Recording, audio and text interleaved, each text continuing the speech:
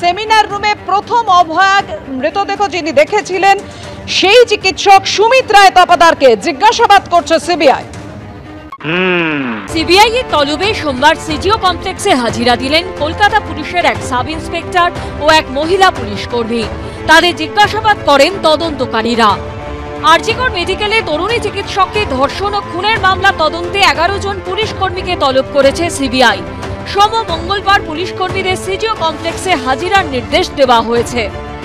আজ ও 9 August RG Kar medical college হাসপাতালের police আউটপোস্টে ও টালা থানায় কর্তব্যরত কলকাতা পুলিশের 11 জন কর্মীকে তলব করা হয়েছে।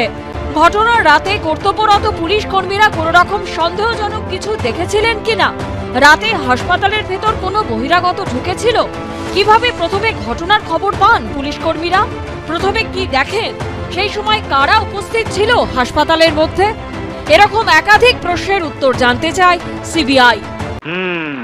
সিবিআই এর যে কাজটা প্রথম দিন করার দরকার ছিল, মানে চার্জ হাতে নিয়ে, সেই কাজটা আজকে 195 দিন পরে করছে। মানে কার উপর আমরা ভরসা রেখে বিচার পাওয়ার জন্য লড়াই করব, সেটাই আজকে আমাদের বুঝতে সত্যিই কষ্ট হচ্ছে। এরপরে কি করবে, কি কারণে তলব করেছে, তো সিবিআই জানে।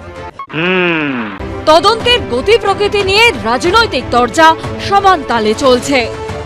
আপনি কান ধরছেন না তো, এই 10-12টা পুলিশকে ডেকেছেন, এরা কি বলবে আমি জানি না।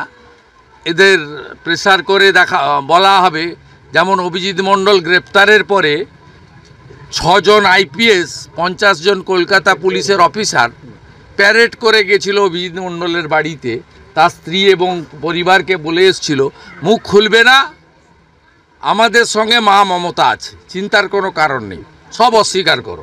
11 জনকে ডেকে পাঠিয়েছে সিবিআই, তদন্ত করুক, করে দেখুক। কিন্তু তারপর এই রাজ্যের সরকার, মুখ্যমন্ত্রী যেভাবে বলেছেন যে একমাত্র অপরাধী, আর কেউ অপরাধী না, সেই সিনছাপ্পর মারার ব্যবস্থা করবে না তো সিবিআই। যারা অপরাধী কোথায়, প্রিন্সিপালের বিরুদ্ধে কোনো ব্যবস্থা নেই, অন্যদের বিরুদ্ধে ব্যবস্থা নেই। বিজেপি যে তৃণমূলকে বাঁচাবার জন্য সচেষ্ট, এটা ধরা পড়ে যাচ্ছে। আমার থাকে জানবেন, যাদের যা বলার আছে বলবেন, এটা একটা তদন্তের বিষয়।